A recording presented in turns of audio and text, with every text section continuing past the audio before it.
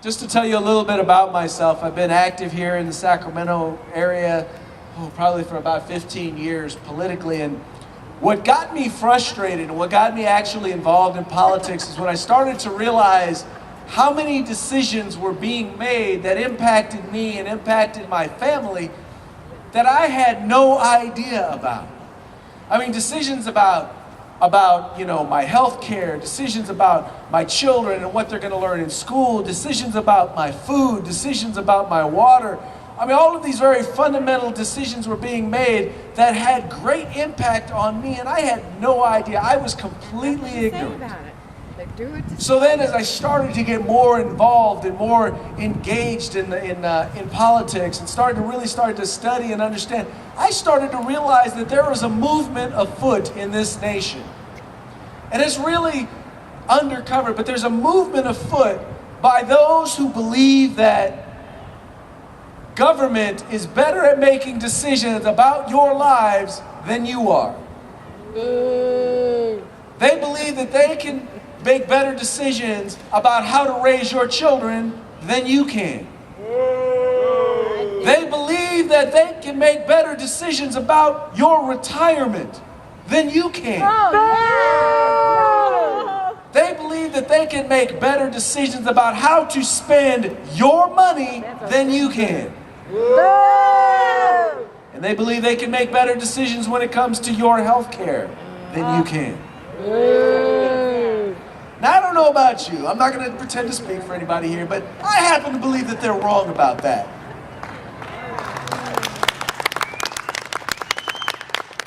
I happen to believe that less government is better government. Yes! Absolutely. I happen to have faith in the American people. Yay!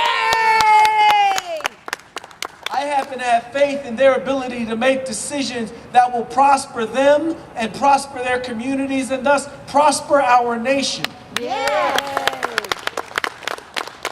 I was speaking at a rally a little bit earlier and I said, how odd is it that we are at war with our government over very basic things?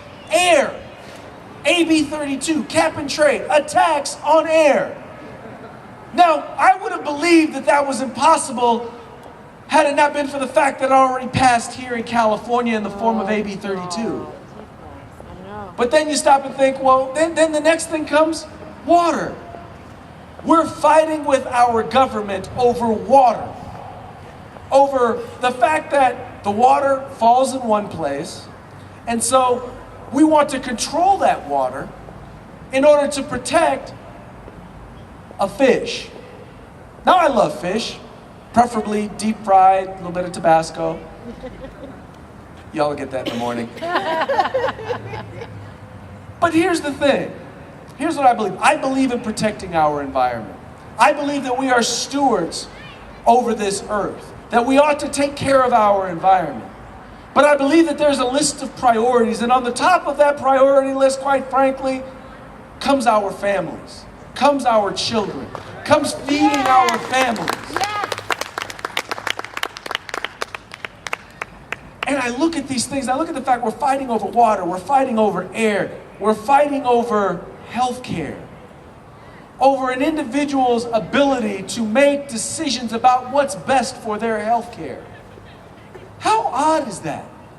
I thought that we were supposed to have a government of the people, by the people, and for the people. Yeah, I thought so too. Instead, we have a government of the special interest, by the special interest, and for the special interest. We have a government that has gotten to the point where it does not represent our values. It doesn't represent what first and foremost is important to us.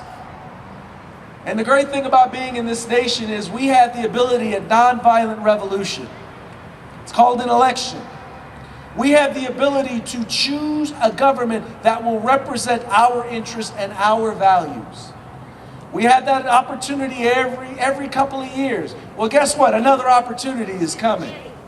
And I think that this nation right now is suffering from a bit of buyer's remorse. They bought into hope and change.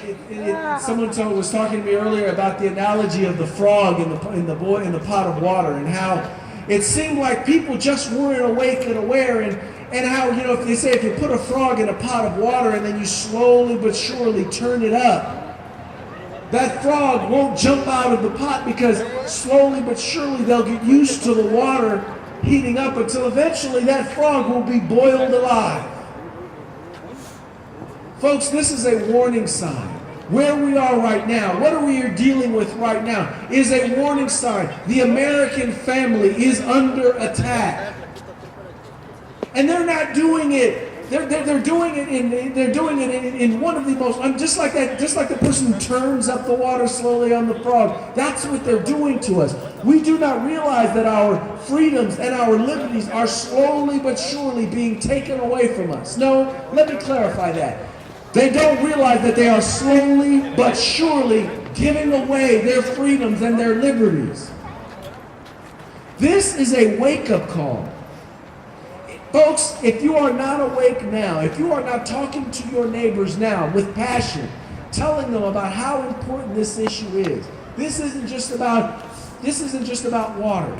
This is about feeding our nation. This is about our liberties. That's what we're talking about. That's what we're dealing with here today. Because once they control our food supply, they control us.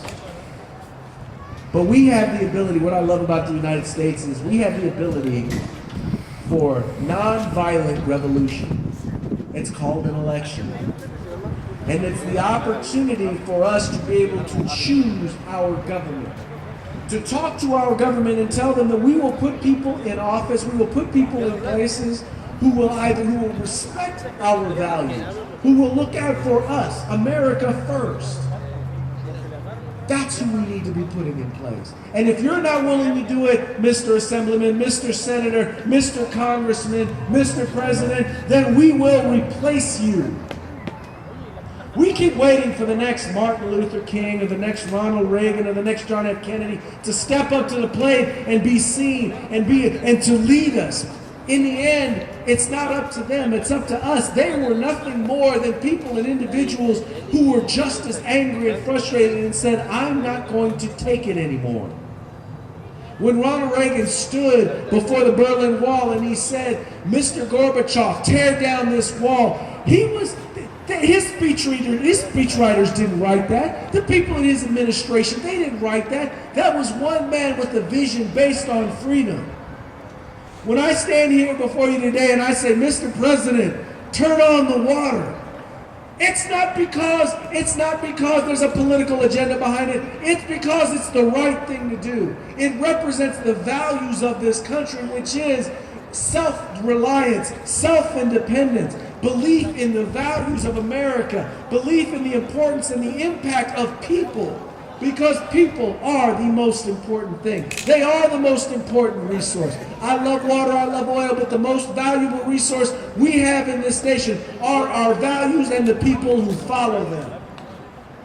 And if we're willing to support that, if we're willing to put people in office who are willing to support those things, that's when America will return to its greatness. That's when America will return to the country that we all know and recognize as the most blessed nation on God's green earth.